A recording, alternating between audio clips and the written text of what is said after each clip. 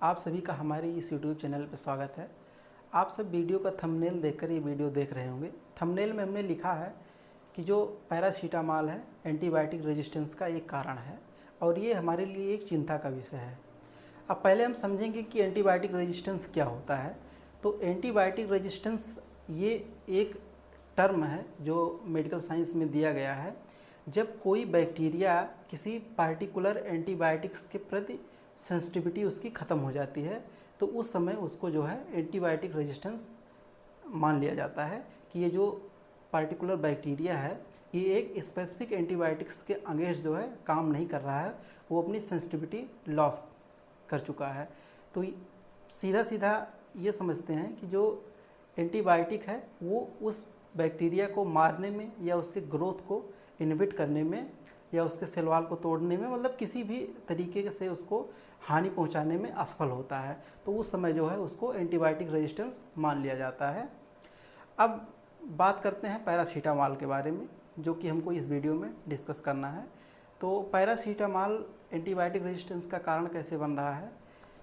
Australia की एक university है, साउथ ऑस्ट्रेलिया की, उन्होंने पैरासीटामॉल पे रिसर्च किया और पाया कि जो पैरासीटामॉल है वो हमारे शरीर पे जो बैड बैक्टीरिया या गुड बैक्टीरिया, क्योंकि हमारा शरीर दोनों बैक्टीरिया को अपने पास रखता है, बैड बैक्टीरिया और गुड बैक्टीरिया। तो जो बैड बैक्टीरिया या गुड बैक्टीरिया हैं उनमें हम समझने के लिए एक एग्जांपल लेते हैं एशेरिशिया कोलाई की। एशेरिशिया कोलाई नामक जो बैक्टीरिया है वो हमारे शरीर में भारी मात्रा में पाया जाता है और पेट यानी गट रीजन में जो है ये काफ़ी पाया जाता है। तो जब हम एंटीबायोटिक्स कोई यूज़ करते हैं तो उस समय जो है इस पे एक्ट करता है। तो अगर ये उस एंटीबायोटिक्स के प्रति सेंसिटिव है तो क्या करता है कि ये अपना या तो ग्रोथ रोक देता है या फिर किल हो जाता है।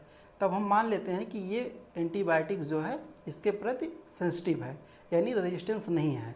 अब हम बात करें अगर पैरासीटामॉल के बारे में, तो पैरासीटामॉल क्या करता है, जब हम पैरासीटामॉल लेते हैं तो ये बैक्टीरिया को मारने के बजाय जो इसका ग्रोथ है, जो मल्टीप्लिकेशन है, ये उसमें स्लाइटली इंक्रीज यानी थोड़ा सा इसको बढ़ा देता है। यानी जो इसका ग्रोथ रेट है, जो प्रजनन दर है, उसको ये थोड़ा सा एलिवेट कर देता है यानी बढ़ा देता है।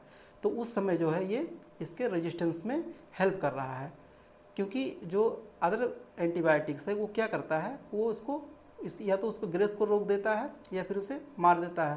लेकिन पैरासीटामॉल क्या कर रहा है, ये इसको जो है बढ़ावा दे रहा है। तो इस दृष्टि से या इस नज़रिए से अगर देखा जाए तो ये क्या कर रहा है, एक तरीके का रेजिस्टेंस क्रिएट कर रहा है उस बैक्टीरिया के लिए। अब बात करें हम दूसरे ओटीसी ड्रग के बारे में, तो दूसरा ओटीसी ड्रग एक और है आइबुप्रोफेन। ये भी चर्चा में आया है पैरासीटामॉल के। तो जब पैरासीटामॉल और आइबुप्रोफेन दोनों साथ में लिया जाता है तो ये उसको और एलिवेट करते हैं, यानी जो उसका प्रोसेस है मल्टीप्लिकेशन का तो उसको ये और बढ़ावा देते हैं। तो ये थोड़ा सा और जो है रेजिस्टेंस क्रिएट करता है एंटीबायोटिक्स के प्रति। अब जो एंटीबायोटिक्स हैं, ठीक है, इनमें एक आता है सिप्रोफ्लॉक्सासिन। सिप्रोफ्लॉक्सासिन क्या है, ये ब्रॉड स्पेक्ट्रम के एंटीबायोटिक्स हैं। यानी जो इसका काम क्या है, जो हमारे शरीर में, या ऐसे मान लेते हैं कि जो बैक्टीरिया है वो gram positive, gram negative, aerobic और एनारोबिक बैक्टीरिया, ठीक है, इतने तरीके के मेनली बैक्टीरिया पाए जाते हैं हमारे शरीर में। अब जो ग्राम पॉजिटिव और ग्राम नेगेटिव बैक्टीरिया हैं, जो ब्रॉड स्पेक्ट्रम की एंटीबायोटिक्स होती हैं, ये उसके प्रति सेंसिटिव होते हैं। यानी अगर हम ब्रॉड स्पेक्ट्रम के एंटीबायोटिक्स ले रहे हैं, जैसे कि सिप्रोफ्लॉक्सासिन की बात करते हैं, तो ये क्या करता है, ये जो ग्राम पॉजिटिव और ग्राम नेगेटिव बैक्टीरिया होते हैं ये दोनों को या तो किल कर देता है या उसके ग्रोथ को जो है प्रिवेंट कर देता है। जनरली ये किल ही करता है, उसके ग्रोथ को प्रिवेंट नहीं करता है, क्योंकि ये ब्रॉड स्पेक्ट्रम एंटीबायोटिक्स हैं। तो उसमें देखने में आया है कि जो सिप्रोफ्लॉक्सासिन है, ठीक है, ये भी काफ़ी रेजिस्टेंस क्रिएट कर दिया है बैक्टीरिया इसके प्रति।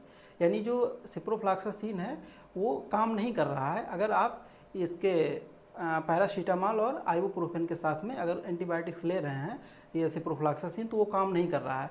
काम क्यों नहीं कर रहा है, क्योंकि जो पैरासीटामॉल है और आइबुप्रोफेन है ये दोनों उसके प्रजनन को जो है बढ़ा रहे हैं। तो एक तरफ सिप्रोफ्लॉक्सासिन क्या कर रहा है, उनके ग्रोथ को और प्रिवेंट कर रहा है यानी या मार रहा है, जो पैरासीटामॉल है और आइबुप्रोफेन है, यह क्या कर रहा है, बढ़ा रहा है। तो ये एक तरीके से जो है रेजिस्टेंस क्रिएट हो रहा है।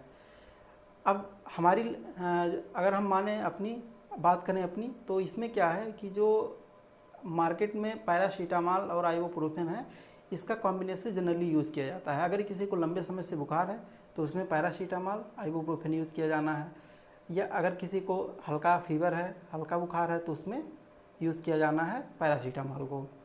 तो ये जो है एक बड़ी समस्या है। इसे जो है एक अपोलो हॉस्पिटल के डॉक्टर चटर्जी हैं, उन्होंने भी इंटरनल मेडिसिन डिपार्टमेंट के हैं, उन्होंने भी इस पर काफ़ी रिसर्च किया है। तो उन्होंने भी जो बताया है कि ये काफ़ी गंभीर समस्या है।